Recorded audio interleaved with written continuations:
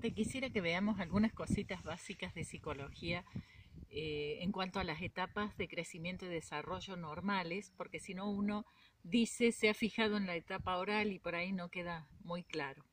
Las etapas de crecimiento y desarrollo desde el chico que nace son la etapa oral desde que nace hasta aproximadamente los 2 años y medio, que se puede dividir en una etapa oral pasiva en la cual se conecta con el mundo y con su alimento y con su sustento a través de la boca, por la succión, con el pecho materno, con la mamadera, con el chupete, se calma. Es la zona del cuerpo que más interactúa con el mundo, es la boca.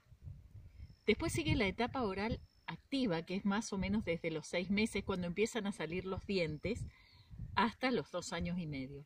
En esa etapa oral activa hay necesidad de morder, tanto desde lo físico, que sería la dentición, el corte de las encías, como desde la conexión con el mundo. Se llevan los juguetes a la boca, los muerden. Es la etapa en la que tenemos que tener mucho cuidado porque se meten cosas en la boca, de que no se traguen algo o que no se atoren. Después de esta etapa viene la etapa anal, alrededor de los 2 años y medio, y es una etapa fuerte porque tiene que ver con el dejar los pañales. Hay un aprendizaje del control del propio cuerpo para poder avisar cuando se tiene ganas de hacer pis o caca, de avisar, primero avisan después lo van aprendiendo hasta que son capaces de avisar antes. Y eso está bastante ligado a los padres, a la presión de los padres para que lo hagan, cuán rebelde o no es el chico. Hay chicos que son más dóciles y se dejan enseñar, hay chicos que son más rebeldes y usan esa etapa también como un gran momento de poder, como que él puede controlar también la voluntad de los padres o el humor de los padres, porque los papás también nos ponemos ansiosos en que lo logren. Entonces hay recompensas, hay cariños, hay felicitaciones cuando lo logran, hay retos cuando no lo logran, cuando se espera que avise y no avisa. Entonces el chico también toma conciencia de este poder que tiene sobre los adultos.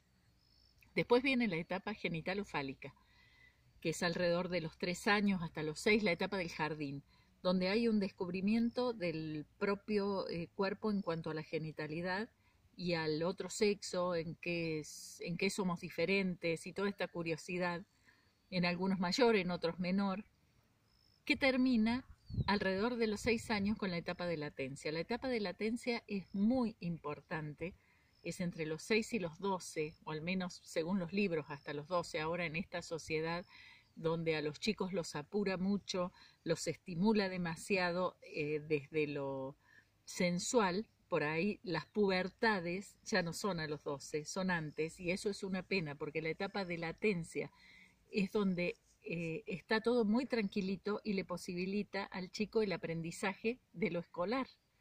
Todos los contenidos del colegio, que son muchos en esa época, es para eso, que está todo en calma para poder aprender.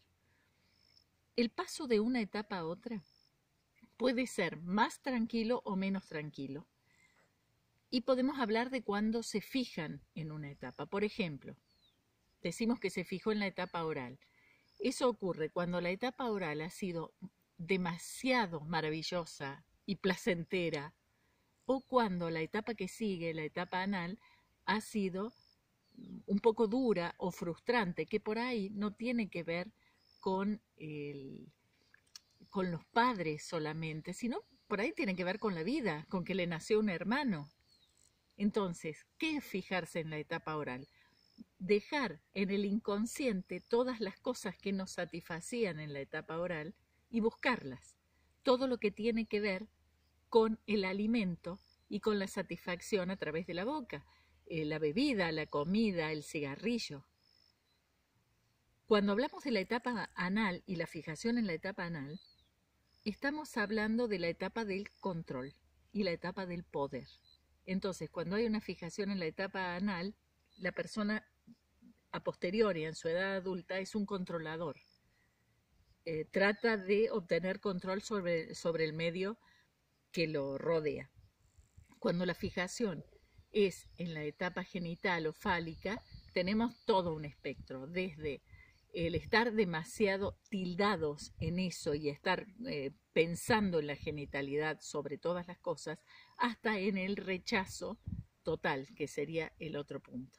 Entonces hay toda una serie de conductas que son parte de la normalidad, excepto que traigan problemas a futuro, que traigan problemas cuando se es grande. En ese caso, hay que pensarlos también como desde lo que aliviaría una psicoterapia. Pero aprender la normalidad y todas sus variantes puede ser de utilidad para que nos empecemos a explicar algunas cosas.